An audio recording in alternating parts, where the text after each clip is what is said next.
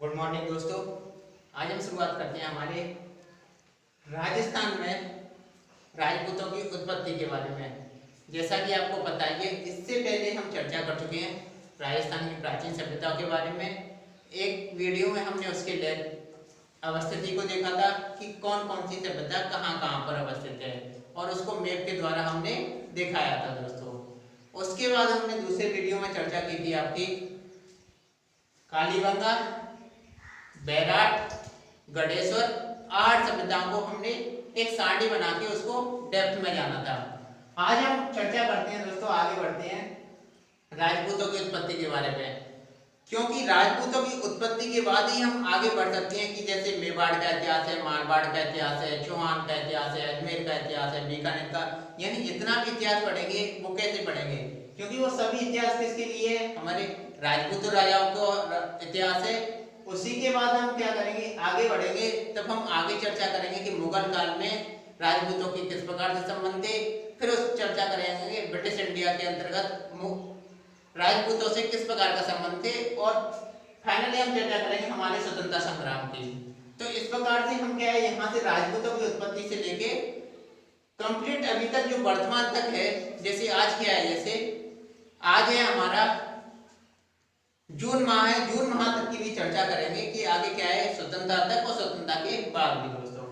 तो हम सबसे पहले हम देखते हैं राजपूतों की उत्पत्ति में हम क्या देखते हैं दोस्तों, इसमें कोई मत वो नहीं है कि एक मत हो कि राजपूतों की उत्पत्ति इससे हुई थी, इससे हुई थी। तो इसमें क्या है कि बहुत सारे विद्वान हैं या इतिहासकार हैं, इनकी उत्पत्ति के लिए विभिन्न विभिन्न मत अपने प्रस्तुत करते हैं, लेकिन सबसे जो सर्वमान्य मत है वो है आपका सूर्यवंशी वाला, जो कि आपके DH ओझा का है। लेकिन इससे पहले हम क्या जानेंगे, सबसे पहले जो सबसे पहला मत था इसका, सबसे पहला मत था कि राजपूतों की उत्पत्ति अग्निवंश से हुई है। इनको अग्निवंश क्यों कहा, क्योंकि जैसा कि जो वर्तमान है हमारा माउंट आबू है, जो कि सिरोही में है, वहां पर क्या करते थे दोस्तों, आपके वशिष्ठ ऋषि रहते थे।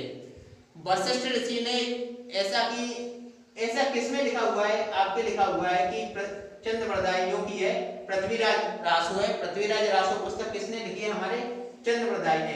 इन्होंने लिखा है कि वहां पर क्या थे, जैसे वशिष्ठ ऋषि रहते थे, वशिष्ठ ऋषि ने दुष्टों का संहार करने के लिए क्या किया था, एक यज्ञ किया था दोस्तों। जैसा कि आप जानते हैं हवन कुंड होता है, हवन कुंड इन्होंने क्या है, ऋषि ने यज्ञ करवाया यहाँ पर। वो कहाँ करवाया, आपके माउंट आबू में। तो उसमें क्या हुआ था कि चंद्रप्रदाय जी बताते हैं कि उस यज्ञ से 4 राजपूत राजाओं का उदय हुआ, यानी दुष्टों के संहार करने के लिए इनका उदय हुआ, जिसमें आप देखते हैं प्रतिहार है, परमार है, चौहान है, चालुक्य है, या सोलंकी भी बोलते हैं दोस्तों इसको। आप दोनों ही बोल सकते हैं, चालुक्य भी कह सकते हैं इसको, या सोलंकी।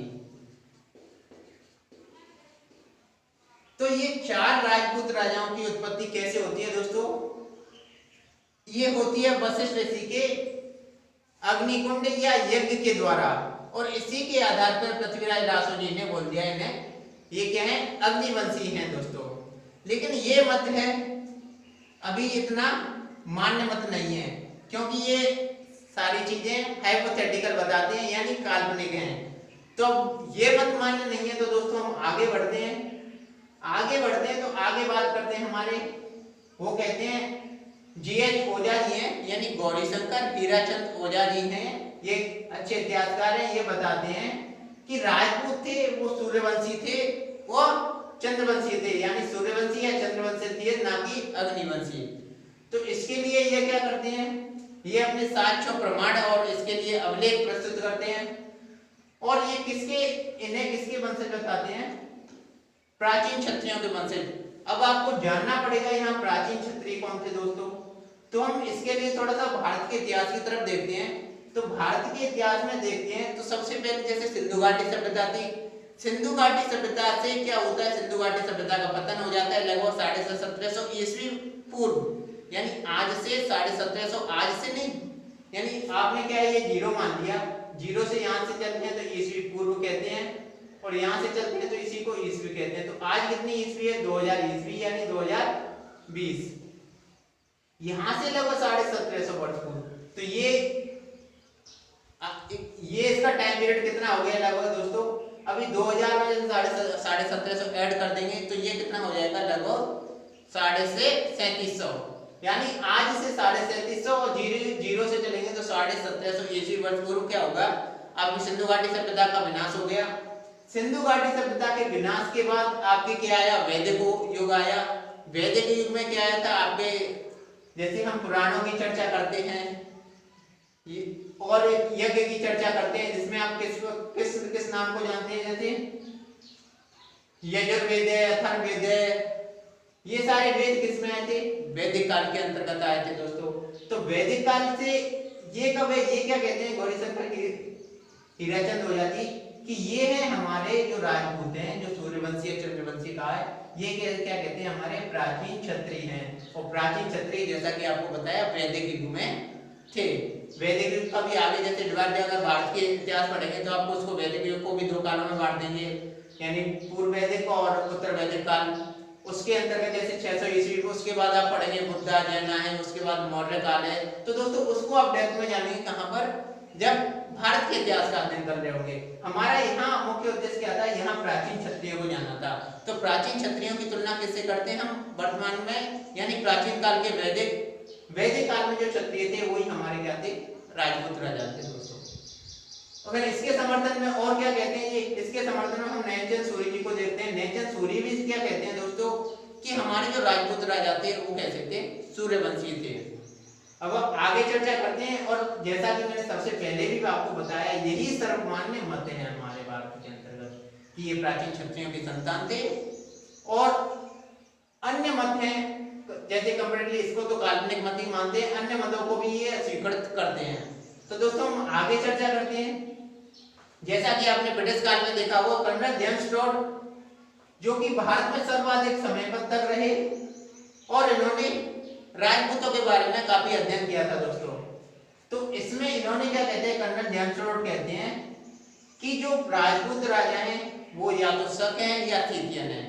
यानी ये किसे मानते हैं, ये बताते हैं कि राजपूत राजाओं की उत्पत्ति भारत में प्राचीन क्षत्रियों से ना होके विदेशियों से हुए, और विदेशियों में ये क्या बताते हैं, शक और सीथियन का उदाहरण देते हैं। ऐसा ये क्यों कहते हैं दोस्तों, ये कहते हैं कि जो राजपूत राजा हैं उनके रीति रिवाज हैं, रीति रिवाज कैसे हैं, शक और सीथियन जैसे हैं। उन रीति रिवाजों में कैसे देख सकते हैं आप, सूर्य की पूजा है, सती प्रथा का प्रचलन है, और अश्वमेध यज्ञ है। ये किस प्रकार से करते थे, ये उसी प्रकार से करते थे जैसे सत्य और सीथियन करते थे। जबकि ये रीति रिवाज G.H. ओझा जी कहते हैं नहीं, ये रीति रिवाज शक और सीथियन के नहीं है, ये रीति रिवाज हमारे प्राचीन क्षत्रियों के जो वैदिक काल में करते थे, वही रीति रिवाज ये इन्हें फॉलो करते हैं। तो इस प्रकार से ये क्या करते हैं, विरोध जी गौरीशंकर हीराचंद ओझा जी इन्होंने विरोध कर दिया, और इन्होंने किसका नाम दिया, इन्होंने प्राचीन क्षत्रियों को नाम दिया इन्होंने दोस्तों। लेकिन इनके समर्थन में कौन आते हैं, जैसा कि आप विदेशी हैं तो विदेशी के हिसाब से अगर बात कर सकते हैं तो विलियम क्रुक हैं। विलियम क्रुक ने क्या किया था, इनकी पुस्तक का प्रकाशन किया था। उनके समर्थन में कहते हैं नहीं, ये भी इतिहासकार हैं, ये कहते हैं कि नहीं, कर्नल जेम्स टॉड भी सही कह रहे हैं। लेकिन इसका विरोध किसने कर दिया, हमने G.H. ओझा जी ने। तो ये मत यही हो जाता है, यानी कंट्रोवर्सी यही क्रिएट हो जाती है इस मत के लिए। अब हम आगे चलते हैं। आगे जो चौथा मत है हमारा, वो है डॉक्टर D.R. भंडाकर जी का। D.R. भंडाकर जी क्या कहते हैं, ये कहते हैं कि जो राजपूत हैं वो कौन है, हमारे गुर्जर हैं। राजपूतों की संबंध किससे बताते हैं, गुर्जर से बताते हैं। और ये गुर्जर की उत्पत्ति से संबंध बताते हैं हमारे श्वेत हूणों से। और जैसा कि आपको पता है कि हूण क्या थे, हूण विदेशी थे। तो ये क्या कहना चाहते हैं, ये कहना चाहते हैं कि जो हमारे राजपूत राजा हैं वो विदेशी राजा हैं। ये किसने कहा था, आपके D.R. भंडाकर जी कह रहे हैं कि हमारे विदेशी राजा हैं या यहाँ के राजा नहीं हैं। इसकी पुष्टि के लिए कहते हैं, ये पुराणों का उदाहरण देते हैं कि पुराणों में क्या बताया है, गुर्जर और हूण को क्या बताया है दोस्तों, विदेशी बताया है। अब ये गुर्जर है, जैसे अब आगे चलते हैं, गुर्जर और हूण हमारे पुराणों में क्या लिखा हुआ है, ये हमारे विदेशी हैं। जबकि इन्होंने इसका संबंध राजपूतों का किससे बताया, गुर्जर से बताया, और इसको श्वेत हूणों से यहाँ पर संबंध स्थापित किया है। ये किसने किया है, D.R. भंडाकर जी ने किया है। और लेकिन कुछ कहते हैं, ये क्या कहते हैं, कुछ हैं जो अग्निवंशी भी गुर्जर हैं, इसके लिए क्या कहते हैं, ये अग्निवंश के लिए राज और अभिलेख का उदाहरण देते हैं। राज और अभिलेख में क्या कहते हैं, जैसे कि जो हमने अग्निवंशी पढ़ा था, अग्निवंशी में हमने क्या देखा था, प्रतिहार है, परमार है, चौहान है, चालुक्य और सोलंकी है। वो कहते हैं कि राज और अभिलेख में ऐसा लिखा हुआ है, उसमें नाम है प्रतिहारों को वहां बोला गया है गुर्जर। प्रतिहारों को क्या कहा है दोस्तों, वहां पर गुर्जर कहा है। इसीलिए ये किसका संबंध, राज और अभिलेख के आधार पर ये संबंध स्थापित करते हैं कि प्रतिहार कौन है, गुर्जर है, और गुर्जर कौन है, जो कि विदेशी हैं। अभी हम आगे चलते हैं, लेकिन कुछ और बताते हैं। ये आगे कहते हैं कि कुछ गुर्जर हैं, वो क्या कहते हैं, ब्राह्मण वंशी भी हैं। तो ब्राह्मण वंशी भी हैं, इसका कैसे उदाहरण देते हैं कि इनका जो ब्राह्मण है वो ब्राह्मण है। तो इसके लिए वो देते हैं बिजोलिया शिलालेख का। बिजोलिया शिलालेख में क्या लिखा हुआ है दोस्तों, गोहिल है, जिसका कि हम आगे चर्चा करेंगे, मेवाड़ का इतिहास पढ़ेंगे।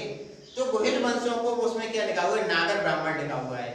क्या लिखा हुआ है दोस्तों, बिजोलिया शिलालेख में लिखा हुआ है कि जो गोहिल हैं वो कैसे हैं, नागर ब्राह्मण हैं। तो इस आधार पर ये क्या कहते हैं, एक तो उन्होंने क्या नाम दिया कि ये विदेशी हैं जो गुणों से उत्पत्ति हुई है।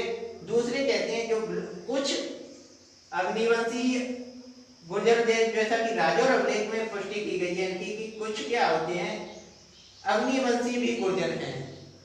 ठीक है दोस्तों, अब हम आगे, इन्होंने ब्राह्मण वंशी, कुछ को ब्राह्मण वंशी नाम दिया, लेकिन इसका विरोध कौन करते हैं, आपके जीएच ओझा जी और सीवी वैद्य।